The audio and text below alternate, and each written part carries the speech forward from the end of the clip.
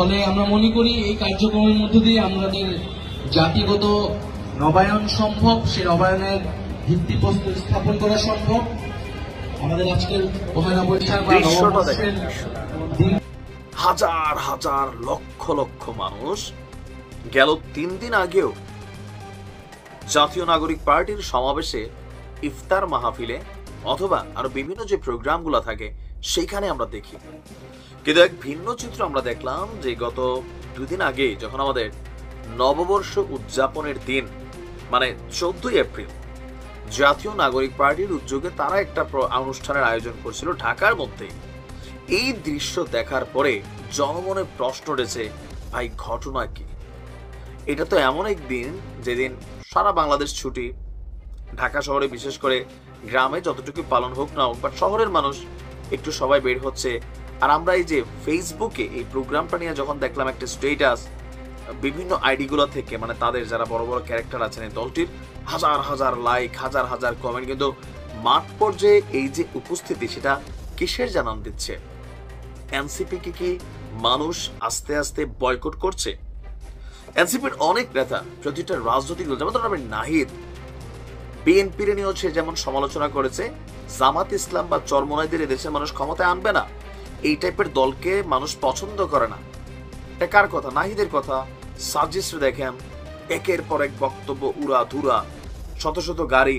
হাসনাত খালি ফাঁস খেলায় লিপ্ত আছে, একদিন নিজেও ফাঁস হয়ে যেতে পারে।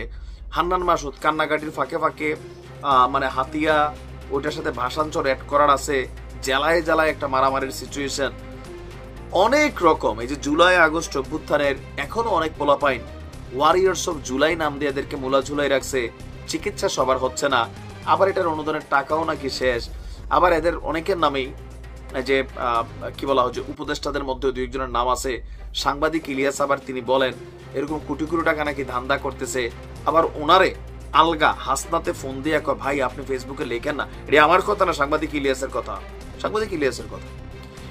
এই যে বিতর্কে জড়িয়েছে তারা, দেখেন ডক্টর ইউনূস আলাদা, বরাবর বলি রাজনৈতিক দল এনসিপি আলাদা।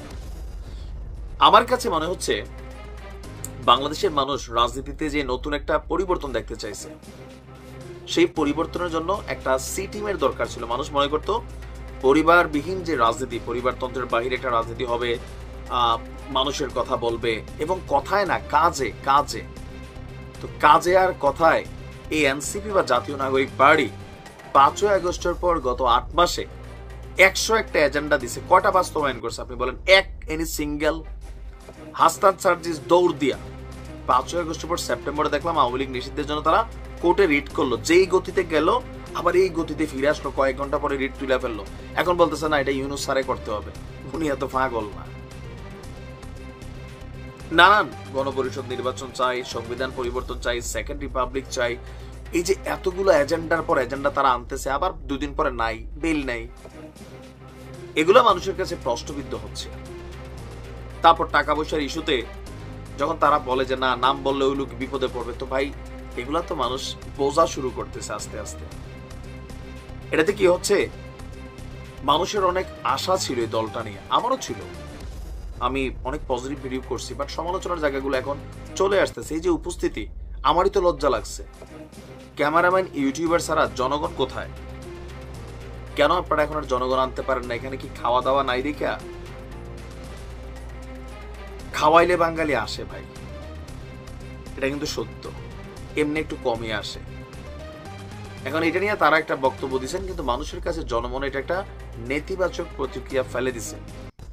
এটা মূল কারণ এই দলটার সাথে আস্তে আস্তে মানুষ জনসম্পৃক্তহীনতা তৈরি করতেছে। নাম্বার 1, এটি এমন কোন দল না যে খুব বছর পর বছর লেগেছে কোন আইডিয়ালিজমের ক্যারেক্টার। ডক্টর ইউনূস কিন্তু এনসিপি না, তাহলে এনসিপির জন্য আইডল কে? নাই, আসলে নাই। আবু সাইদের ড্রোন তৈরির জন্য খরচ হচ্ছে, তার ফ্যামিলিরে তারা দাওয়াত দেয় না, বর্ষবরণ গেল বা আরো বিভিন্ন বিষয় তার বাইরেই তো বললো এগুলা। তো মানুষকে এগুলো দেখে না, গণমাধ্যমে আসে না। আপনি এটা বুঝতে হবে, যে কোনো কাজ একটা ধইরা আরেকটা, একটা ধইরা আরেকটা, মানে গাছে মাছে সবকিছু আউলে ফেলতেছে। রাজনীতি আলাদা জিনিস। তাড়াহুড়া করে একদম সংসদের মধ্যে ঢুকে যাবে না, তো একদিন হবে না, বুঝতে হবে। যে গ্লোরিফাই ক্যারেক্টারগুলো আপনারা ছিলেন, আস্তে আস্তে আস্তে আপনারা জনসম্পৃক্ত যে ইস্যুগুলো ছিল হারাই ফেলতেছেন। আপনাদের এজেন্ডাগুলো জনগণের সব এজেন্ডা, আওয়ামী লীগ ইস্যুদের একটা এজেন্ডা, এটা আলাদা, এটা পলিটিক্যালি। এর বাইরে আপনাদের কোনো ইস্যু কিন্তু আপনারা খাওয়াইতে পারতেছেন না।